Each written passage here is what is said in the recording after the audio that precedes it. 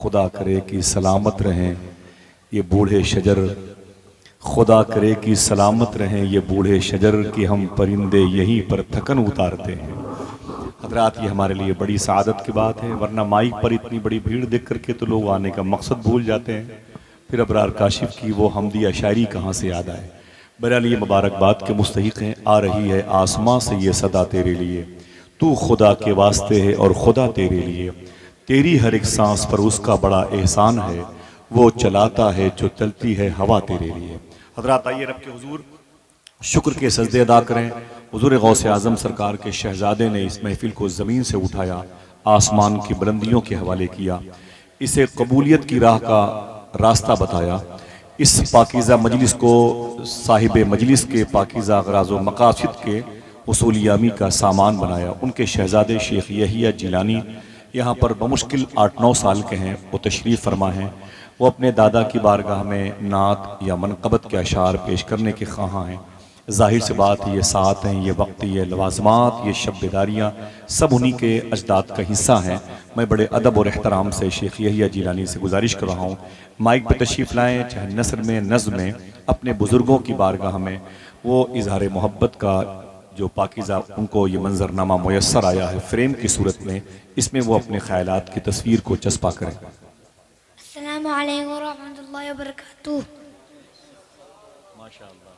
बड़े दुरूद शरीफ अल्लाह रब्बु मोहम्मद सल्लल्लाहु अलैहि वसल्लम नहनु इबादु मोहम्मद सल्लल्लाहु अलैहि वसल्लम। आँखों का तारा नामे मोहम्मद, दिल का उजाला नामे मोहम्मद, सल्लल्लाहु अलैहि मोहम्मद, सल्लल्लाहु अलैहि मोहम्मद। दौलत जो चाहो दोनों जहां की, दौलत जो चाहो दोनों जहां की, कर लो वजीफा नामे मोहम्मद, कर लो वजीफा नामे मोहम्मद। अपने रज़ा के कुर्बान जाऊं, अपने रज़ा के कुर्बान जाऊं, जिसने सिखाया नामे मोहम्मद, पूछेगा मौला लाया है तू क्या, बहुत अच्छे भाई, वाह। पूछेगा मौला लाया है तू क्या। अपने जमीले रज़वी के दिल में, अपने जमीले रज़वी के दिल में आजा समा जा नामे मोहम्मद, आजा समा जा नामे मोहम्मद। है छोटा मुंह मगर नूरे खुदा की बात करते हैं, ये आले मुस्तफ़ा हैं, मुस्तफ़ा की बात करते हैं। कोई पूछे अगर जंगल में मंगल कैसे होता है, तो ये फौरन वहाँ अहमद रज़ा की बात करते हैं। हज़रात, अभी देखें ये मुबारक जो साया शफ़क़त है हुज़ूर गौसे आज़म सरकार के शहज़ादे के हिस्से मुयस्सर आई।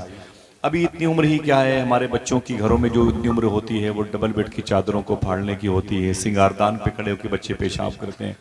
लेकिन अल्हम्दुलिल्लाह रब्बिल आलमीन, देखें हुजूर से ये शबाहत मियां शाह साहब क़िबला ने जो बयान फरमाया ना, तरबियत तरबियत तरबियत, जो उनकी गुफ्तगू का तकरीबन 90% आज का मौजू रहा है, अच्छी तरबियत अच्छी तरबियत अच्छी तरबियत।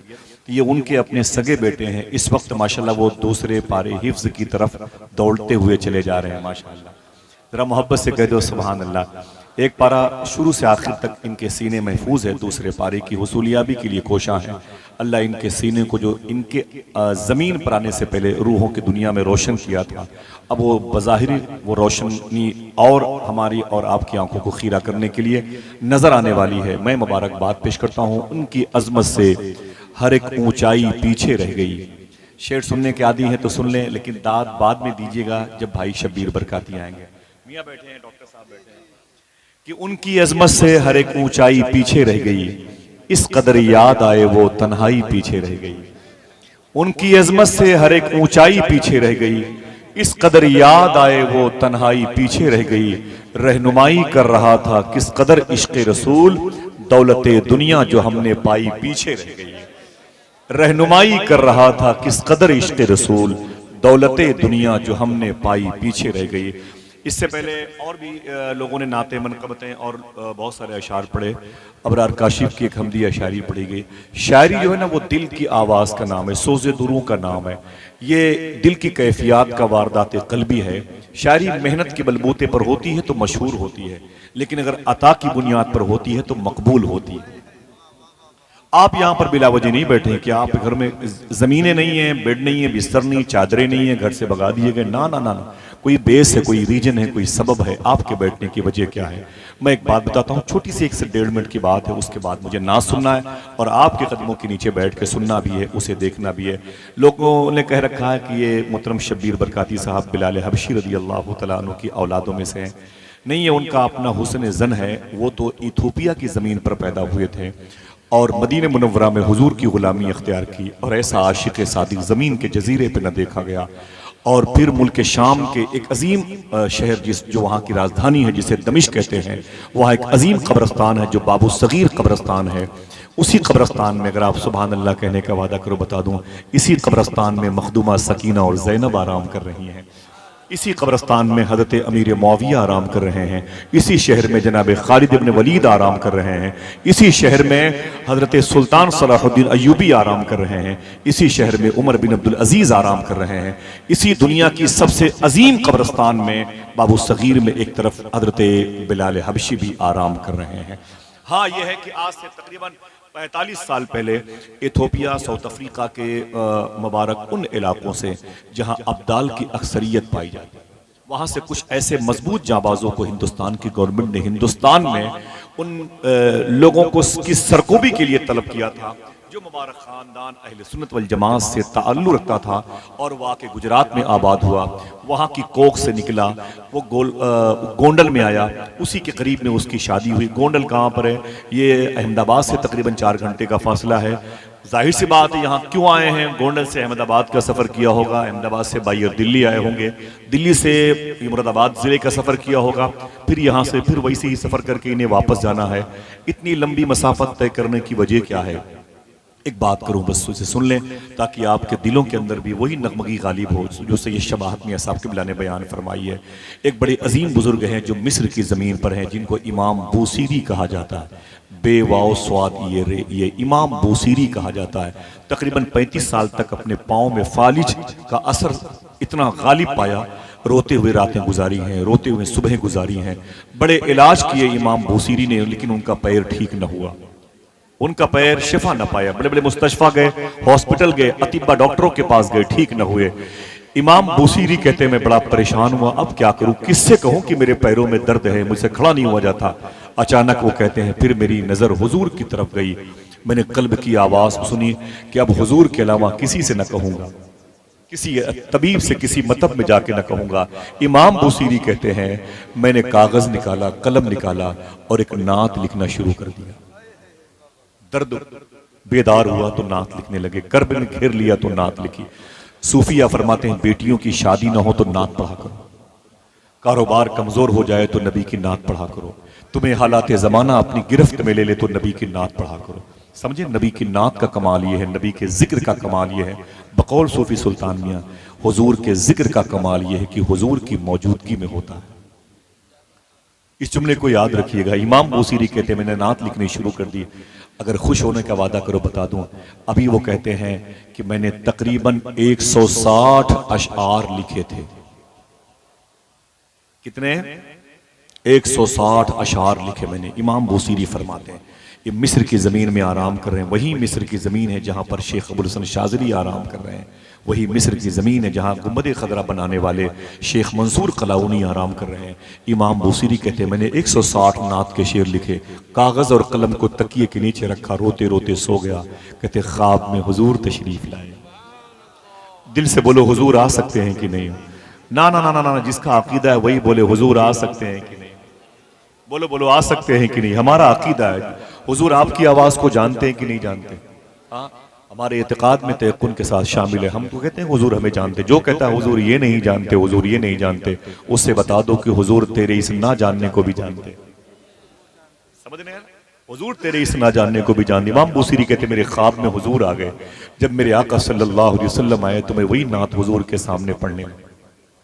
मेरे आका ने क्या फरमाया, मैं रोने लगा, मेरी आंख से आंसू निकले, मैं चुप हुआ तो हुजूर ने क्या फरमाया, बूसीरी जो नात तुमने लिखी है मुझे भी सुनाओ।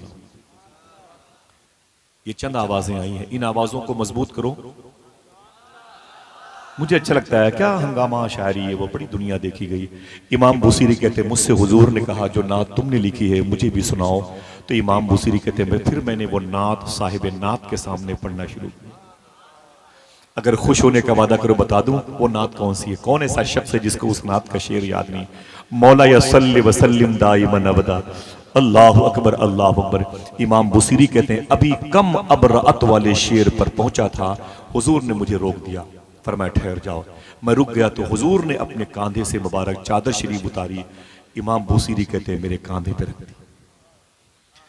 हुजूर ने उस चादर को मेरे कांधे पे रख दी। रखने के बाद फरमाया बुसीरी क्या चाहते हो, तो मैंने कहा आका मेरे पैरों में दर्द है, 30-35 साल से फालिज की वजह से मैं बड़ा परेशान हूं। तो हुजूर ने अपना दस्ते शफकत, अपना दाहिना हाथ मेरे सर के ऊपर रखा और दुआ मांगी।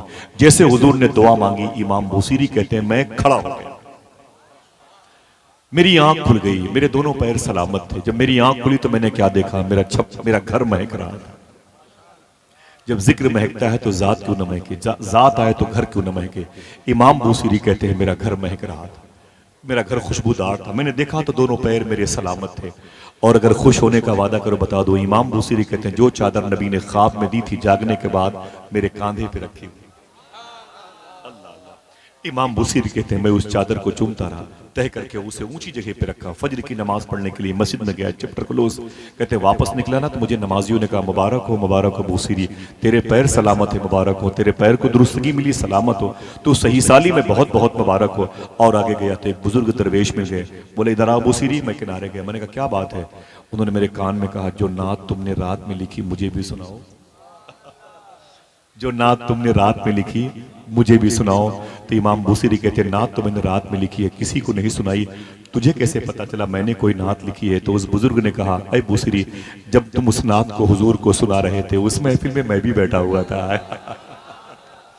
सब्ज शजर का पत्ता लाओ, नात नबी की लिखनी है, शाखे हिना का खामा लाओ, नात नबी की लिखनी है, इनसे काम नहीं चलने का, ये सब लफ्ज अधूरे हैं, जैसी जात है वैसा लाओ, नात नबी। बड़े अदब से गुजारिश कर रहा हूं, बड़ी मोहब्बतों के साथ। सुभान अल्लाह। इसी कलाम को कसीदे बुर्दा शरीफ कहते हैं, जो चादर ततहीर के माने में है। अगर आपको याद ना हो तो यूट्यूब के जरिए से इसे सेव कर लें, सोने से पहले वजू बना के इसे सुनते रहेंगे, कोई आए ना आए मदीने वाले ख्वाबों में जरूर आ जाएंगे इंशाअल्लाह। आपकी दुआएं आपकी ज़बान पर आने से पहले कबूल हो जाएंगे। मैं गुजारिश कर रहा हूँ शायर अदब, शायर नात, शायर मोहब्बत जनाब शब्बीर बरकाती को, जो इस वक्त माइक पर आने वाले, उम्र भर सर बुलंद रखता है ये जो अंदाज़े इनकिसारी है, मैंने रोशन तो कर दिया है चराग, अब हवाओं की जिम्मेदारी।